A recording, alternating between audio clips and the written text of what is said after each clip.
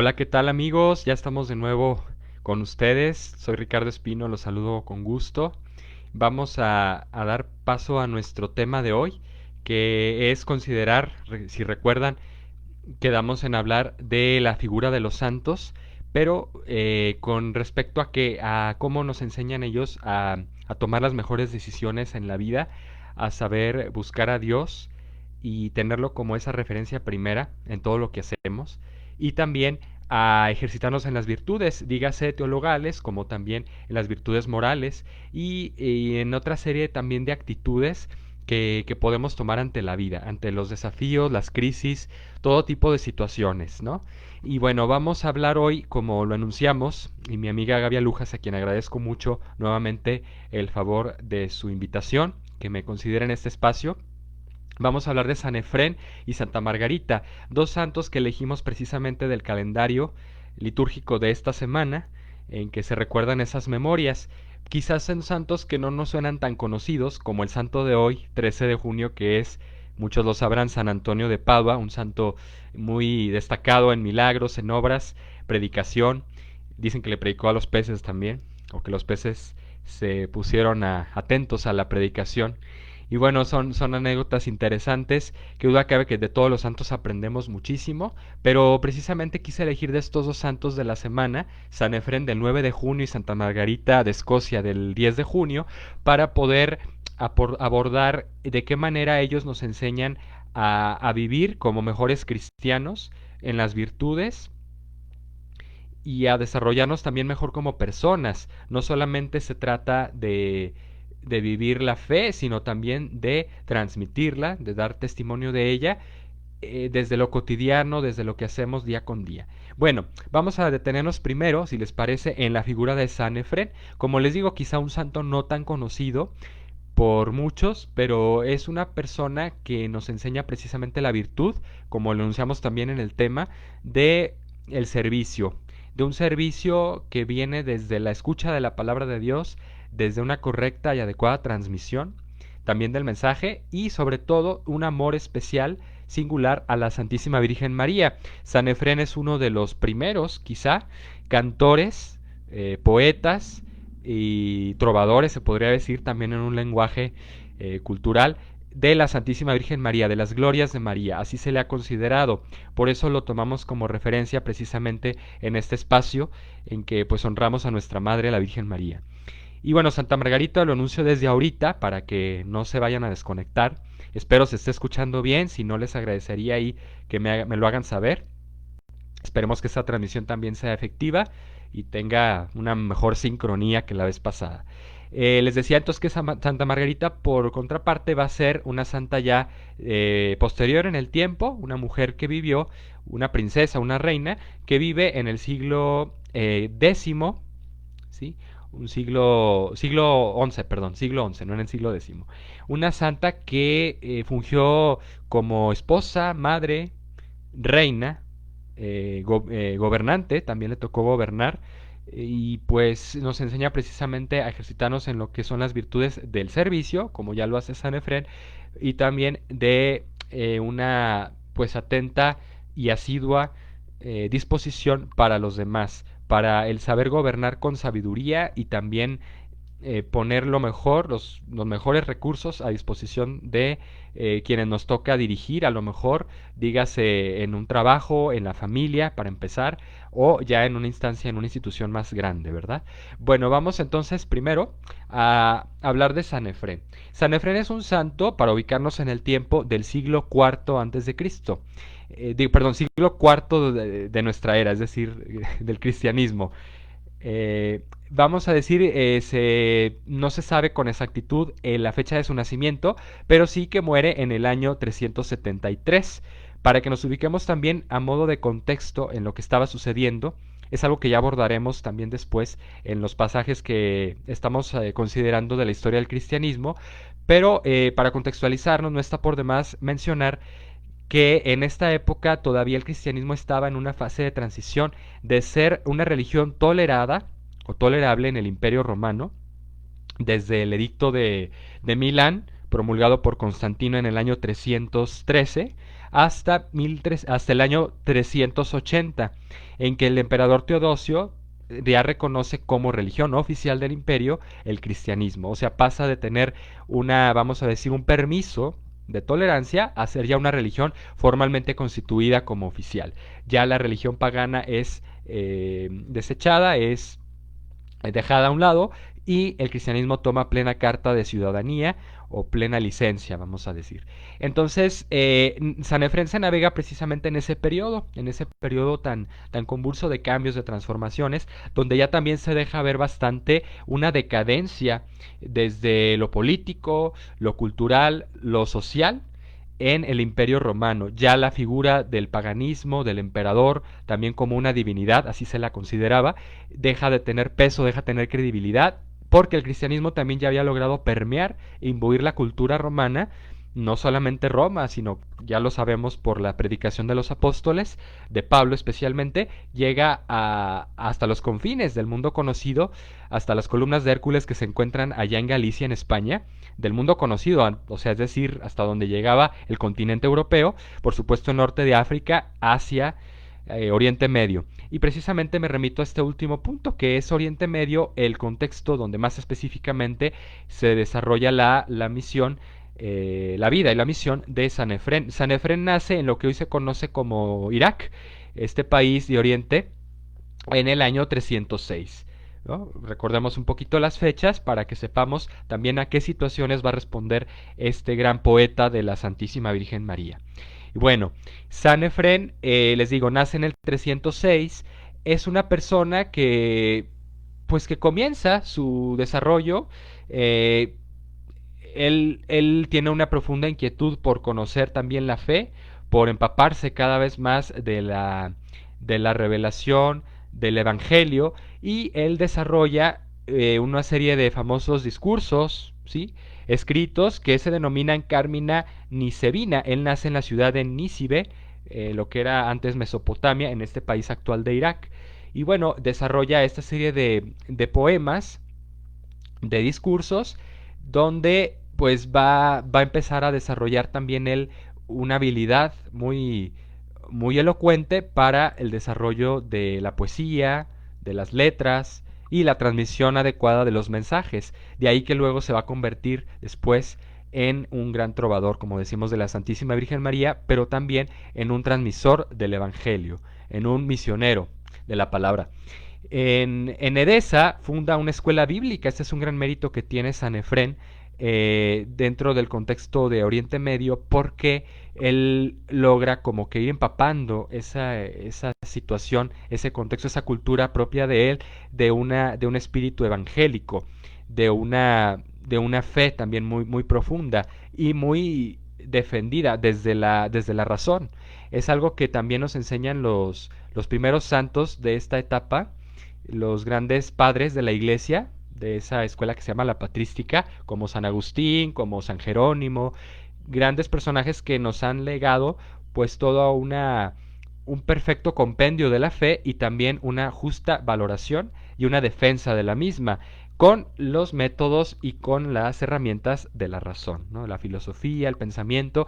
Ellos saben discutir e interactuar con la gente de su tiempo en las cuestiones de la fe, y las saben adecuar, las saben hacer accesibles y de fácil interpretación para la gente de su tiempo. Entonces eso es algo que también, quizá como les decía, no es tan conocido Efrén, pero puede bien ser parte de esta pléyade de grandes padres de la iglesia, aunque no es reconocido padre de la iglesia, pero sí va como que en la misma línea, porque precisamente se dedica a fundar estas escuelas, estas instancias educativas, donde se transmiten los conocimientos de la fe cristiana. Influye también en muchos sectores. Él es como una especie de embajador de su tiempo, algo así como lo que diríamos hoy en día ante los desafíos actuales de la nueva evangelización. Él viene siendo un mensajero y un apóstol, un mensajero de paz, de buena voluntad, y que sabe ser pues como lo hacen los nuncios, ¿verdad? Que son también quienes informan al Papa en diversos países de cómo está la situación de cada país, cómo viven las comunidades cristianas, las iglesias locales, cómo se va desarrollando la vida cristiana, las actividades apostólicas. Esto es algo que también realiza Efrén en calidad también de... Bueno, él nunca llega a ser sacerdote, pero sí es ordenado diácono, según lo relata su biografía. San Efrén, por tanto, es un enamorado de las letras, de la poesía, ¿sí? Es un humanista, se puede decir, que se empapa también de autores de su tiempo, que conoce también el pensamiento, la filosofía, las ciencias, pero que las sabe poner al servicio de la fe. Y esto es algo que también va a tener gran impacto en cuanto a cómo San Efrén desarrolla toda una mariología.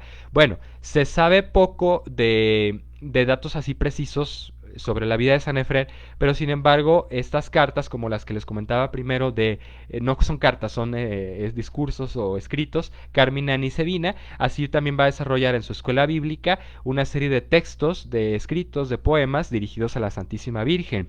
Esto va a tener un gran impacto, déjenme decirles, desde entonces hacia lo sucesivo.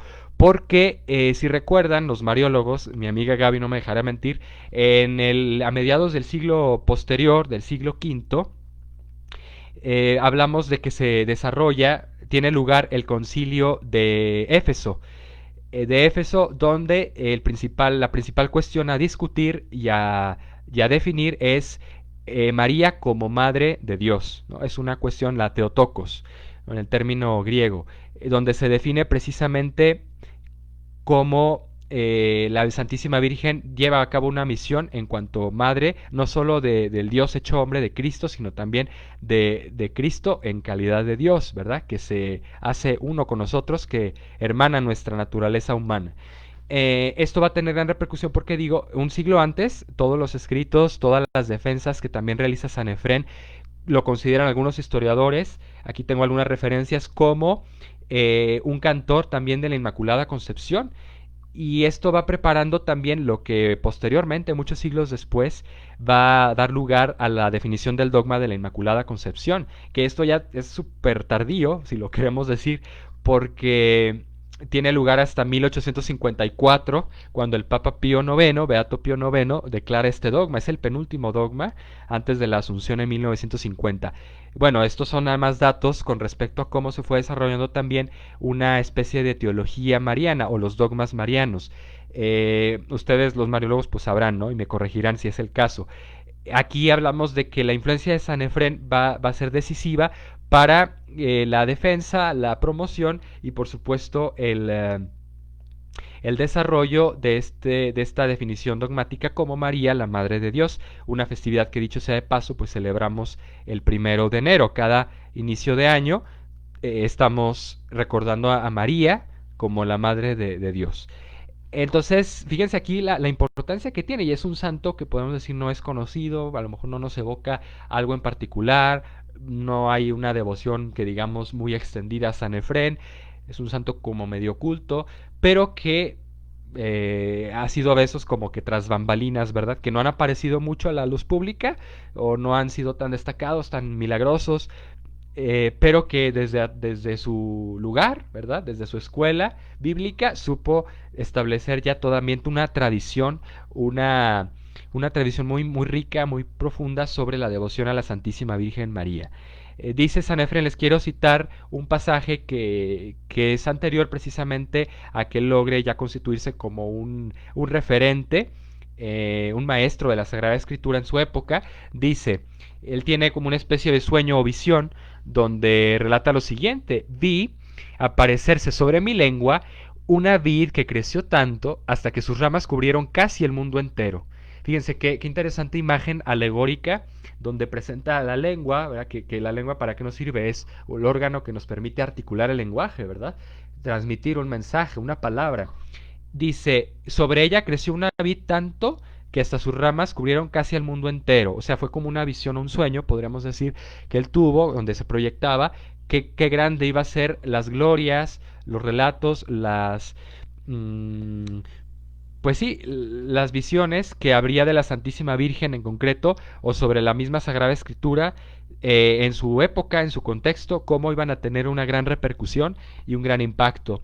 Continúa, dice, de sus numerosísimos racimos picoteaban los pájaros del cielo, y nunca la uva venía menos, sino que aumentaba cada picoteo. O sea que había pájaros, había también tempestades, polémicas, como se dieron de hecho, ya porque lo mencioné en el concilio de Éfeso, donde los nestorianos, que eran una especie de secta, de cismáticos, que no querían reconocer ni la naturaleza divina y humana de Cristo, solamente la humana más bien, y tampoco, por consiguiente, la calidad de María como madre de Dios. ¿No? Pensaban, no, pues es nada más madre de Cristo porque Cristo en cuanto que es hombre, ¿verdad? Pero el misterio trasciende todavía más, es más completo, porque Cristo nunca separó su naturaleza divina de su condición humana. ¿Estamos de acuerdo? Esto los teólogos me lo podrán especificar oportunamente, pero lo sabemos también por fe y así lo podemos comprender. Pues Sanefrén también tuvo sus detractores. Y esto se vio, como decía, en última instancia hasta el concilio de Éfeso, pero en toda esta teología, esta mariología que fue desarrollando previamente, porque había gente que no iba a estar de acuerdo con la forma en que él iba a ensalzar a la Santísima Virgen, la manera como la iba a honrar, la iba a valorar, ¿sí? Y hoy en día quiero hacer también una analogía para saltar un poquito a nuestra época y a nuestra realidad actual. Podemos nosotros ser muy devotos también. Me remito a la experiencia de ustedes, quienes tengamos por ahí también una imagen de la Santísima Virgen de Guadalupe o alguna devoción en particular, una advocación especial de la Virgen, que sabemos que es la misma Virgen bajo diversas advocaciones, porque ha ella buscado la manera de hacerse presente en el mundo en diferentes épocas para responder a necesidades interesantes, importantes, donde nos plasma un estilo, una dimensión muy rica y muy nueva a la vez de su maternidad, de su ser madre de Dios y ser madre de todos los hombres. Y aquí les quería proponer lo siguiente, ver cómo también nosotros pues podemos ser tachados, podemos ser criticados más en este mundo tan secularizado, de que pues eh, no tenemos eco en nuestro mensaje, ¿no? O falta mucha fe, o la gente cada vez se aleja más de la iglesia, de Dios, incluso de la devoción a María. Algunos ya por ahí hablan de que se trata de una tradición, de una leyenda, pero que realmente no está presente en Guadalupe. En fin, o sea, mucho escepticismo. Sí, inclusive ya cargado de con una cierta connotación de odio a la fe, ¿verdad? Donde no quieren que precisamente resplandezca la verdad y la magnificencia de esta Santísima Virgen, que es una mensajera, una embajadora también de buena voluntad y de lo que es el mensaje de Cristo. Ella siempre nos viene a recordar el mensaje de Cristo. Y San Efrén, por tanto, lo supo entender de esta manera, como una mediadora, como alguien que me lleva a Dios y que me permite plasmar mejor el Evangelio. María, sin duda, aunque no tenemos muchos pasajes en los Evangelios, sobre todo en los sinópticos, ¿verdad? Salvo el Evangelio de Lucas, que es el que mejor narra la vida oculta del Señor, donde más interviene la Santísima Virgen, pero tenemos pasajes como el de Juan 2, donde María interviene en aquel momento tan crucial de las bodas de Caná, ¿verdad? En fin, pocas son las referencias, sin embargo, aun con todo, de la Santísima Virgen en la vida de Jesús, pero sin embargo están cargadas de un gran significado, de un gran... revisten una importancia tal que por eso María tiene esa misión de ser la embajadora del Evangelio, la que mejor encarna también el Evangelio en calidad no solo de Virgen, sino también de la Madre de Cristo y la gran triunfadora, porque recordemos que la Santísima Virgen también, lo dirá San Efrén en sus poemas, es la única criatura humana que ya ha sido revestida de la nueva resurrección, sí, y ya goza plenamente en el cielo de no solo de la visión beatífica, sino goza de Dios también en cuerpo, con un cuerpo glorioso. Es algo que ningún santo todavía lo puede hacer. ¿Sí? Los que ya descansan en la paz, los que están ya en el cielo, podríamos decir hasta cierto punto, ¿verdad? Con las palabras más delicadas, que están todavía en un estado de espera, están como en una antesala del cielo, antes de la manifestación gloriosa de la resurrección en ellos. Ya han triunfado, por eso son intercesores ante Dios por nosotros, pero todavía no completan esa obra redentora que María ya posee, gracias en virtud de los méritos en cuanto Madre de Dios, por ser la escogida anticipadamente de el Señor para ser su madre. Sobre este tema también de la maternidad de María, lo que va preparando los escritos de San Efrén, es interesante también ver que por ahí reza un dicho que no me acuerdo exactamente el autor, que dice, tan grande es una madre, la importancia de una madre, de una mamá, que hasta el mismo Dios escogió una, ¿verdad? O sea, Dios no quiso quedarse sin, en cuanto a hombre, de una madre, de experimentar lo que es el amor maternal. Y esto es algo que también San Efrén supo valorar y supo poner en alto. La importancia de María como madre de Dios, como aquella triunfadora del pecado, que supo ser, bueno, que fue preservada del pecado en virtud de los méritos de Cristo, lo sabemos, pero que supo mantenerse también en en esa condición. Es decir, María no la tuvo fácil, lo sabemos desde el principio, cuando recibe aquella encomienda de Dios, en calidad de invitación, de propuesta, acepta ser la madre de Dios. María no tuvo muchos datos, no tuvo muchas garantías de que eso iba a funcionar, de que eso iba a estar plenamente como cuadriculado, ¿verdad? Iba a tener todas las respuestas a los problemas, a cómo van a ser el niño, a dónde me voy a ir, si lo van a aceptar, si va a triunfar su misión. No, María tuvo mucha incertidumbre, pero sin embargo confió, o sea, supo asumir la prueba y llevarla a cabo. Y eso también es algo, bueno, lo veremos también en el pasaje de la visitación a Santa Isabel, y es algo de lo que también Efrén nos evoca, y también Efrén supo ser un adecuado apóstol y testimonio de María en cuanto servidora, porque San Efrén también tuvo muchas misiones de llevar la palabra de Dios a las comunidades, de ser un embajador de buena voluntad. Por ahí reza una sentencia, dice, Efrén salva la ciudad de Nícibe, su ciudad natal, del saqueo, perdón, y de la muerte, amenazada por un rey persa llamado Sapor. Efrén se puso en oración y pidió fervorosamente por la ciudad, pero también supo salir al encuentro de las personas, ¿sí? Instarlas a una reacción no violenta y a tratar de confiar en Dios y de poner siempre nuestras voluntades, nuestras disposiciones en manos de Dios para que las vaya conduciendo adecuadamente. Por tanto, es un embajador de buena voluntad, como lo es María, que sabe atender a las necesidades de los demás. No simplemente se queda desde la comunidad de un escritorio, ¿verdad?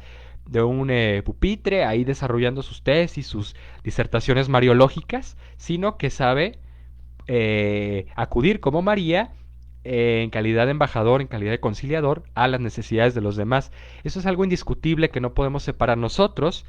Y remito nuevamente al ejemplo o a la comparación que hacía de San Efrén y ya nuestra época, nosotros como mariólogos o como amantes y devotos de la Santísima Virgen María, cómo no se puede quedar nada más nuestra devoción a María en simples palabras, ¿verdad? Simples discursos y en oraciones, que qué bonito y qué importante también, pero tiene que permear a los demás, tiene que ser un testimonio que imbuya a los demás de esa devoción, que lo plasme, es decir, nuestros actos tienen que corresponder a lo que creemos. Y María no se quedó en su zona de confort, en su pedestal de ya soy la madre de Dios, ¿verdad?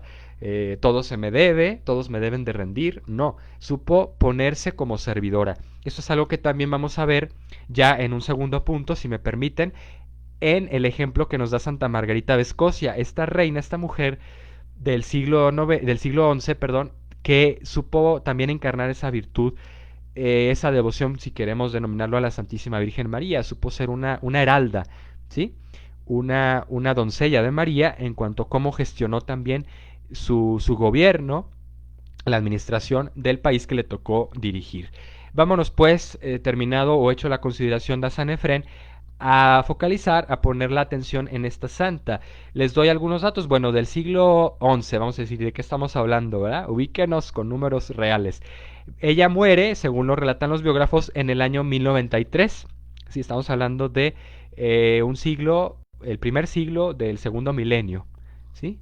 Así como nosotros estamos viviendo el primer siglo del tercer milenio, estamos en el 2020, pues ella en el año 1000, bueno, no se sabe con exactitud, bueno, dice aquí que nació en Hungría en el año 1045, ¿sí?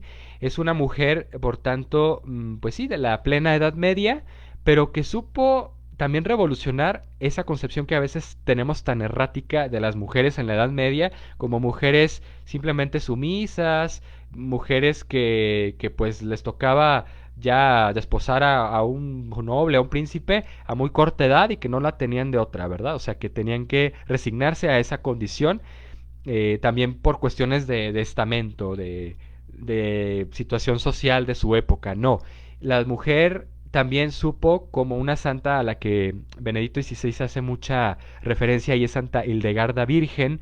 Es una santa también que fue teóloga.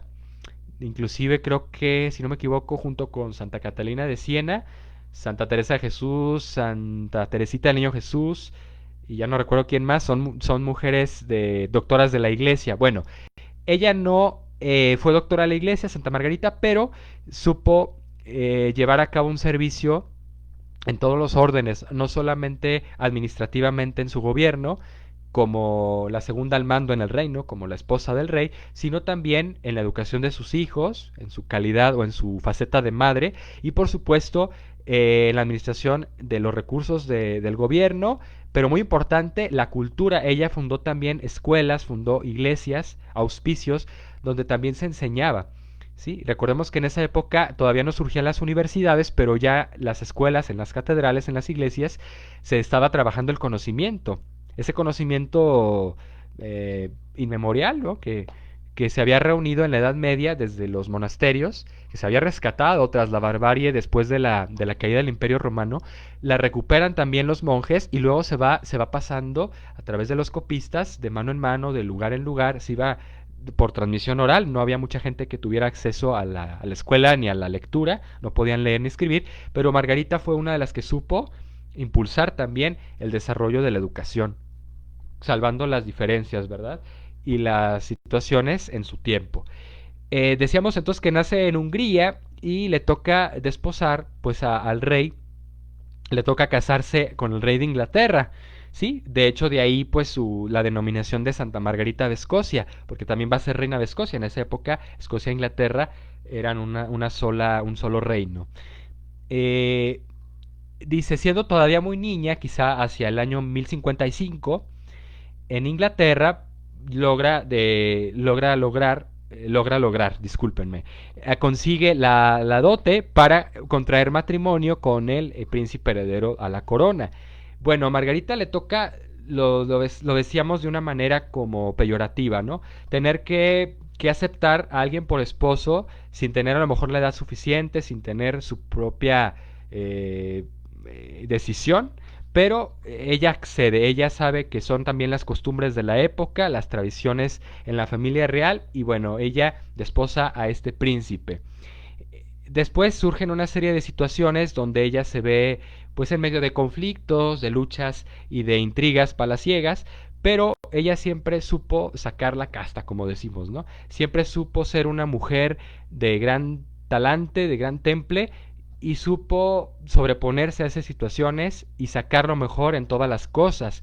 De hecho, y por ahí relata también el biógrafo, que el rey sabía muy bien manejar el acero de las espadas y los jinetes, pero apenas si sabía nada de letras o de cultura alguna. Entonces Margarita supo fungir también como esa maestra, no solo de las virtudes, sino también de la cultura, del arte. Ella propició también las artes en el palacio, en el reino. ¿Y qué nos denota esto de una mujer medieval? Pues que supo también suponer una revolución, ¿sí?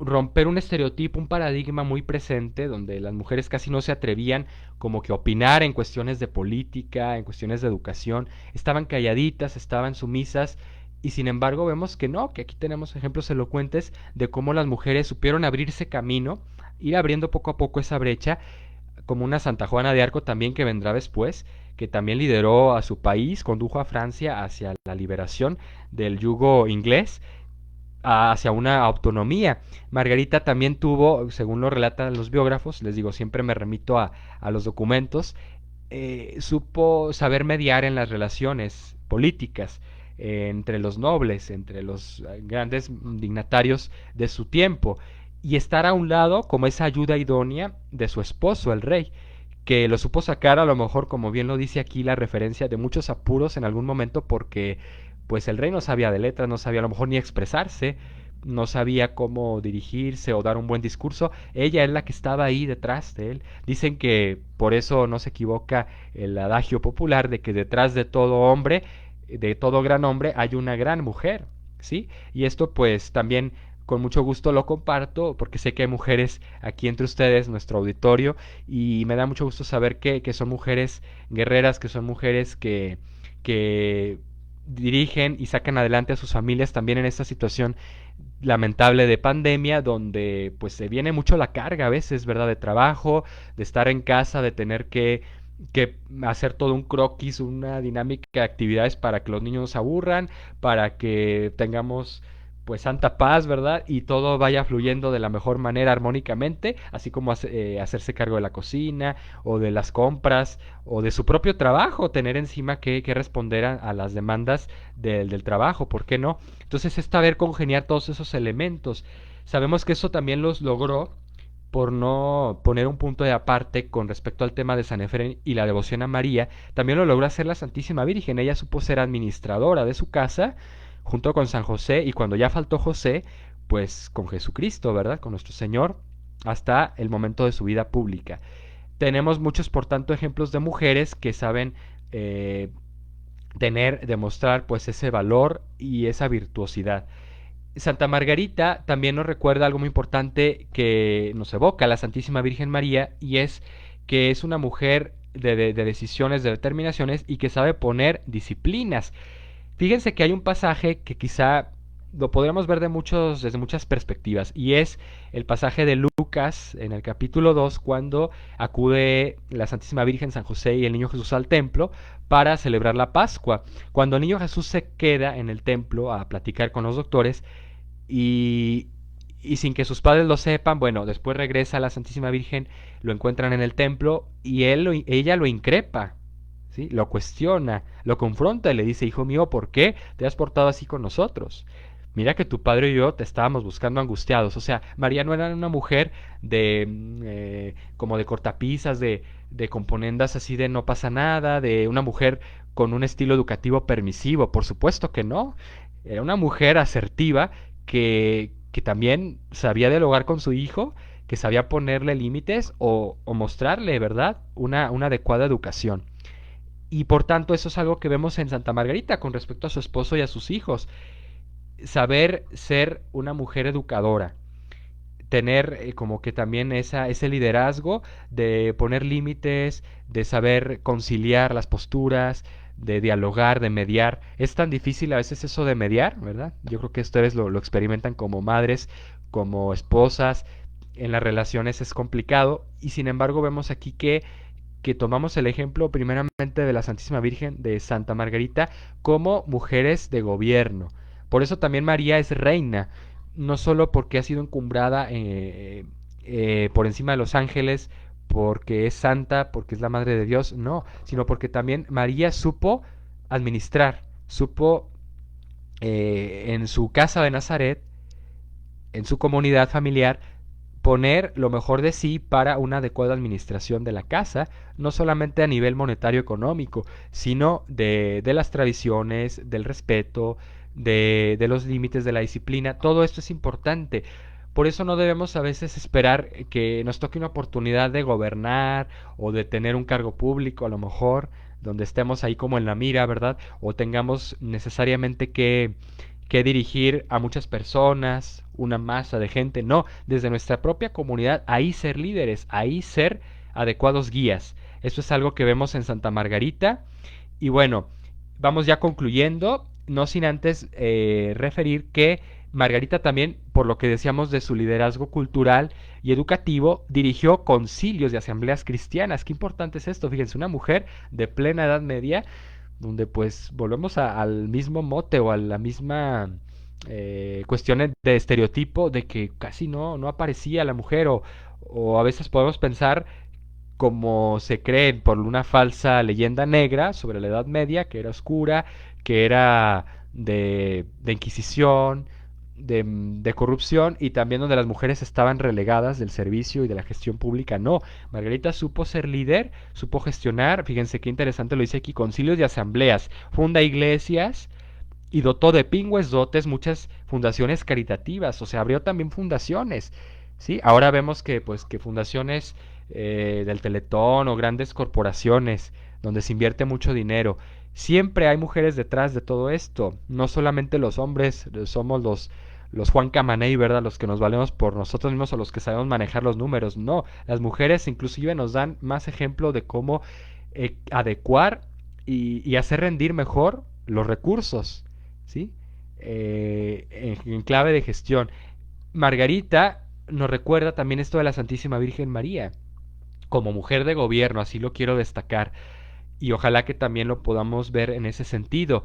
María, desde el primer momento en que recibe esa misión de ser la Madre de Dios, accede y luego va al encuentro de Santa Isabel y la ayuda. No solamente María va a ponerse así como de pechito, va a decir, mírame, pues soy la Madre de Dios, prima. Ahora sí que, pues tú te quedas muy corta, ¿verdad? Fuiste nada más la madre de Juan, del precursor, y yo, pues, qué chingona, ¿verdad? No, no se queda en esa actitud prepotente, en ese, decíamos, zona de confort o como que en esa élite. Ella sabe bajar y adecuarse a las necesidades de su prima y acompañarla en todo el proceso de parto, ¿verdad? Esos meses previos de la concepción, del desarrollo del embarazo y también el momento ya del nacimiento. Permanece con Isabel varios meses, según la tradición lo refiere, ya desde el texto de San Lucas.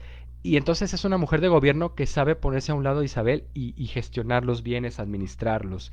Qué importante es esto y esos ejemplos para ahora en nuestra realidad actual, nuestra aquí y ahora, eh, como administradores del hogar, ¿verdad? De nuestro propio trabajo, de nuestros ingresos, egresos, saber poner lo mejor al servicio de todos, saber darle a cada quien su espacio, su lugar, como lo hizo María en casa con José, con el niño, como lo hizo Santa Margarita con su esposo, sus hijos, los cuales después, según relata el biógrafo, pues fueron asesinados, dice aquí, el primogénito y su esposo, por un enemigo de inglés.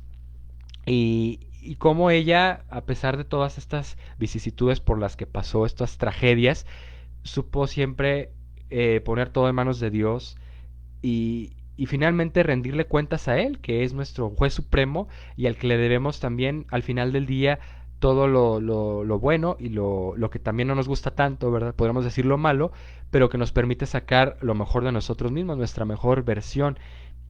Aquí vemos que también son mujeres de fe, son hombres de fe como San Efrén, Santa Margarita y San Efrén, que no se limitan ante las condiciones humanas, a veces el estar cansado, el ya no tener a lo mejor las suficientes fuerzas humanas, sino que ellos se prestan como instrumentos a Dios para que Él vaya realizando la obra.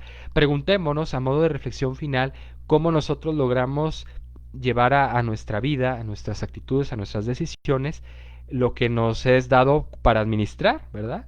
En nuestra casa, en nuestro trabajo, en nuestras responsabilidades cotidianas, cómo logramos empapar de cristianismo, de fe, de evangelio, nuestras realidades y nuestras circunstancias, así como estos dos santos, que bueno, a lo mejor me quedé corto, ¿verdad?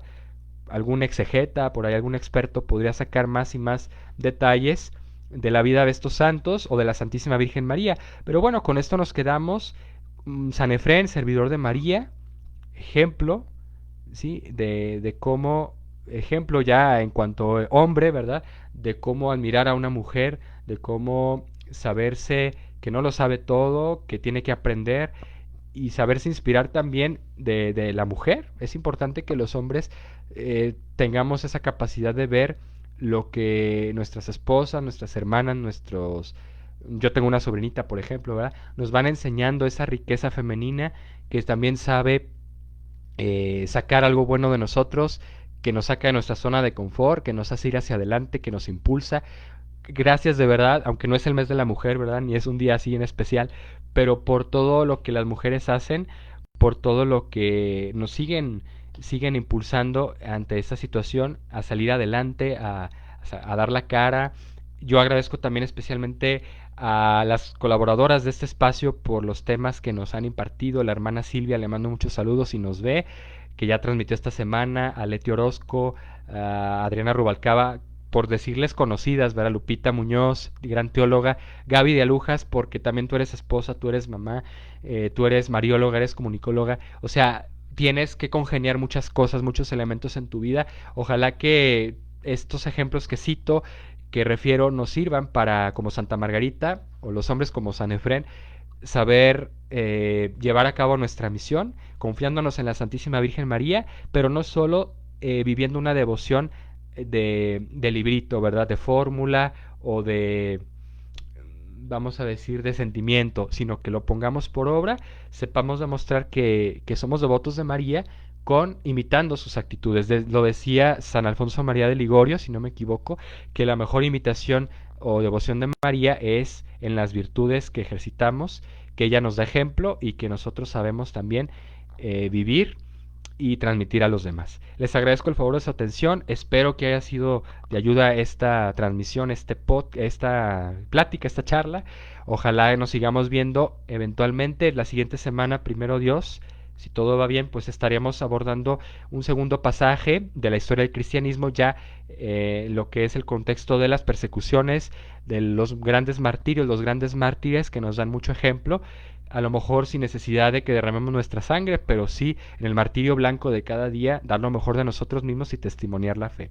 Así que gracias por su atención, de veras me voy muy gustoso de esta experiencia con ustedes y bueno, los espero en la próxima, que tengan un excelente fin de semana, un feliz domingo, Dios los bendiga.